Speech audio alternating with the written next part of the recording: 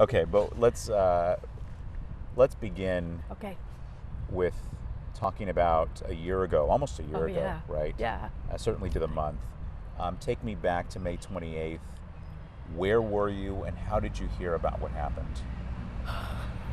I don't even remember that. It was probably through the newspaper, like when they immediately put up a bulletin. And I found out when the first meeting was going to happen. It was, right down at the police station. And I began going to the meetings to make sure that certain things were being taken care of. I was really concerned about the people that were being displaced and their housing needs. But also, the knowing that they were searching for victims and that not everyone had been identified was just very traumatic, very difficult. Yeah. Was it a surprise to you what happened, or did you sort of see this and say this was inevitable? That's an interesting question because I've long talked about the need for cleanup in our inner city areas, and I've known that there have been unsafe conditions and that there was a need to improve a lot of the housing and the housing regulations. I used to work at Friendly House when it was down next to, down on 4th Street, and the infrastructure around there was really deteriorating. So when I would look at these apartment buildings and see the condition that they were in, I was very concerned that something like this could happen. When something like that happens, it obviously hits all of us as residents in some way, right?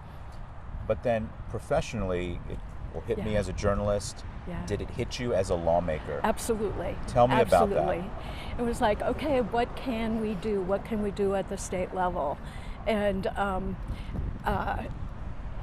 I'm not in the position to be able to present bills and have them move, but I was very, very pleased to be put on the subcommittee for 2 of the bills that I thought would be very helpful.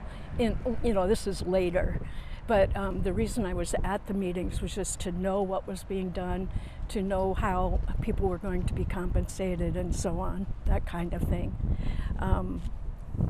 The bills, should I talk about the bond? I'm sure we can. Yeah, no, don't. Well, Okay. let me ask you this first Okay. of all, because I Okay. need you to educate me on Okay.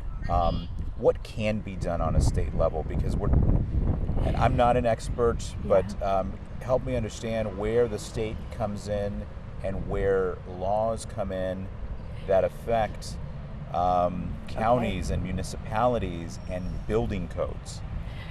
Okay. Is there a connection there? Yes, Yeah. there is a connection there. I have not been able to ferret it out yet. But one of the things that we can do and have done is declare a disaster and bring in disaster assistance. And I think that we could be much more, we could do that in a faster, quicker way. Certainly that's a need. There are 2 bills right now that Yes. were passed in this last session Yes. that they don't relate to preventing something like this Right. from happening, but they Right. do deal with sort of the reaction from the state and how folks are taken care of in the event of a disaster. Can you talk about each of those bills? Sure. The one bill, I was on subcommittees for 2 bills that I thought would be really helpful. The first one raised the amount of individual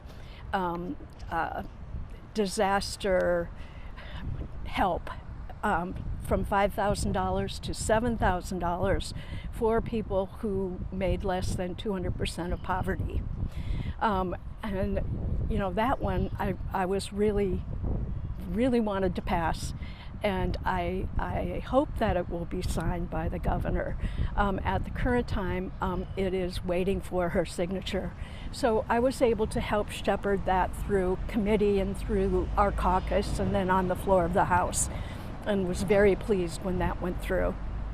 The other one had more to do with the state responding when a federal disaster is called. So, for instance, the derecho or heavy tornado damage.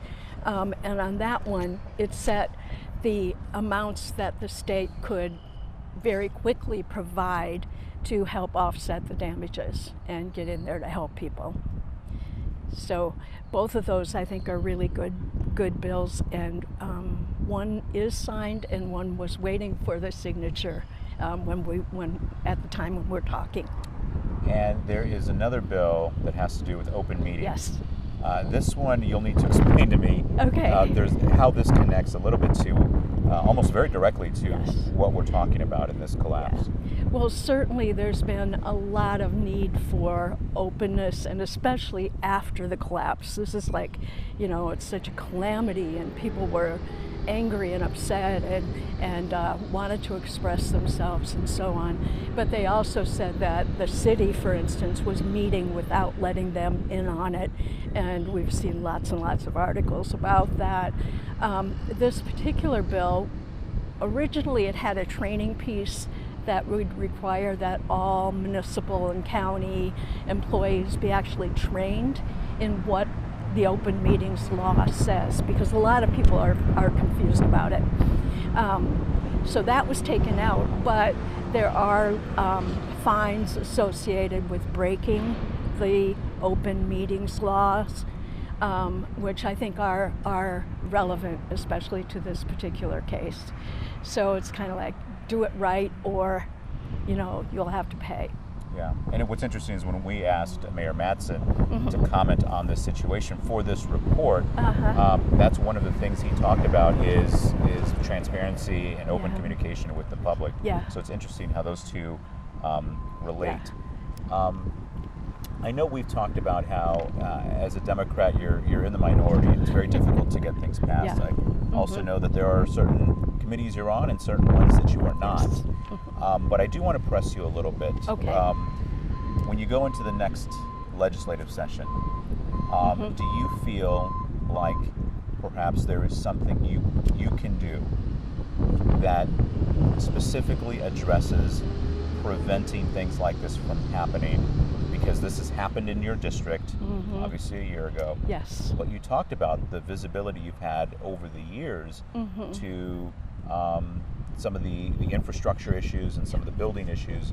Are you going to walk into the next session and say, okay, that needs to be a priority for you? Yes. Yes, I am. In fact, I had a meeting yesterday that related to land banks, and that has to do with possibly cleaning up, fixing up some of the infrastructure that I've been talking about. And I'm really optimistic. It did not get through the legislative process this year. It just died. Not because, people all voted for it, but it didn't get to the last step. There's so many steps to go through in the process. So I will be definitely advocating for that one to be brought in and worked on early next year. And it allows rehabilitation on some dilapidated and unfit to live in structures. So certainly some of our buildings here would relate to that also. What are you thinking about,